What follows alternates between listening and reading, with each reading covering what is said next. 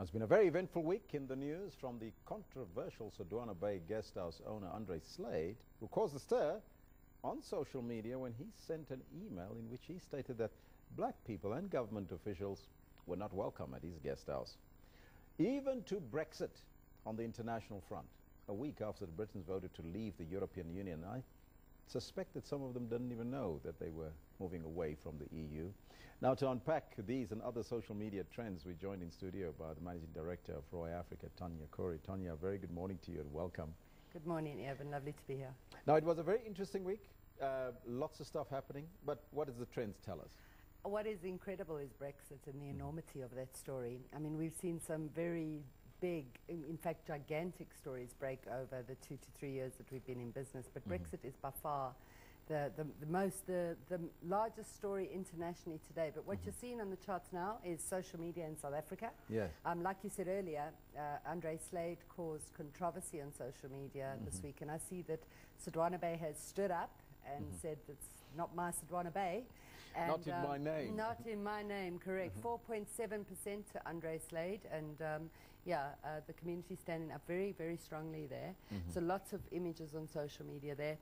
What's interesting to see is how little press the racist rant got. So we've got these racism stories, they come, they explode on the charts, and then they disappear within a couple of seconds. So we've got a few. We have the Rivers Church as well, coming in at 4.44%. So between that and the Sodwana Bay story, we're looking at a good 10% of our charts this week. Well, I'm seeing that the Guptas has actually declined quite a bit. Almost off the charts. Yes. Almost off the charts. And then, of course, Nkandla still in the news, 7.8%, and the president and the ANC at 15.47%. That's huge, huh? And they're very big. I mean, the Nkandla, the order for the president to pay the 7.8 million, I think it was. It's correlated to the percentage there. That featured quite heavily in news and social media. And then, of course, there was that fake campaign to raise funds to pay for Nkandla that was also quashed as well. So that made some noise in social media. And then, of course, the biggest one that I see here is our very own SABC and our COO, Claudia Mutsuneng, 22.43%. The biggest social media story, and also the biggest news story this week, by a huge proportion, making the SABC bigger than President Zuma and the ANC this week. Well, they always say good news, there's no such thing as bad news in the media. I think it's also that social media will carry bad news.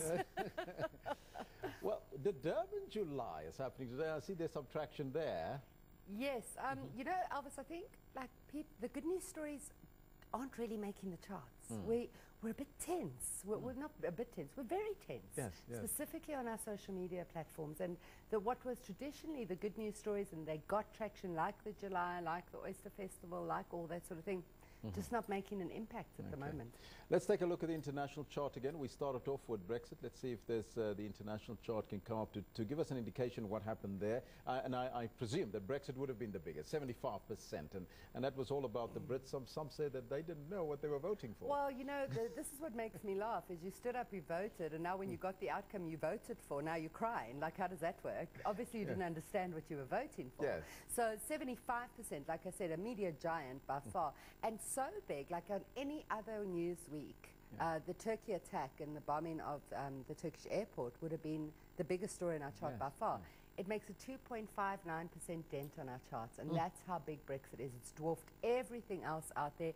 Euro 2016, we've had some results out there that people have, jaws have dropped, and people saying that England have exited Europe twice because of Euro 2016. That also made no impact, 4.17%. So Brexit is all we have to talk about, and that stat's taken from 100 countries in 75 languages. I mean, even Donald Trump or Hillary Clinton didn't even come close. I mean, 3.8%, 0.8% for Hillary there, and Donald Trump only 3.41%. But he made some news again with his sentiments against Muslims. You know. Yes, and also arriving in Scotland and saying, oh, you see, they voted to take back their country, and meantime the Scots voted to remain. So that made a huge impact on social media, and the Scots don't mince their words, I promise you that.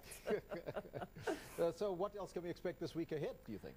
Well, I think much of the same, specifically with Brexit. Boris Johnson making his commentary that he did, and people saying that, you know, you left us stranded now. And I think the SABC will continue to be our largest story, specifically today and over the weekend. Tonya, thank you so much for joining us here in studio. Always a pleasure. That was Tonya Curry. She is the Managing Director for Roy Africa, giving us a weekly dose of what we did, what happened in social media during the course of the week, so you can be updated as well, so you know exactly what's trending and what's not. We'll take a break. We'll be right back after that.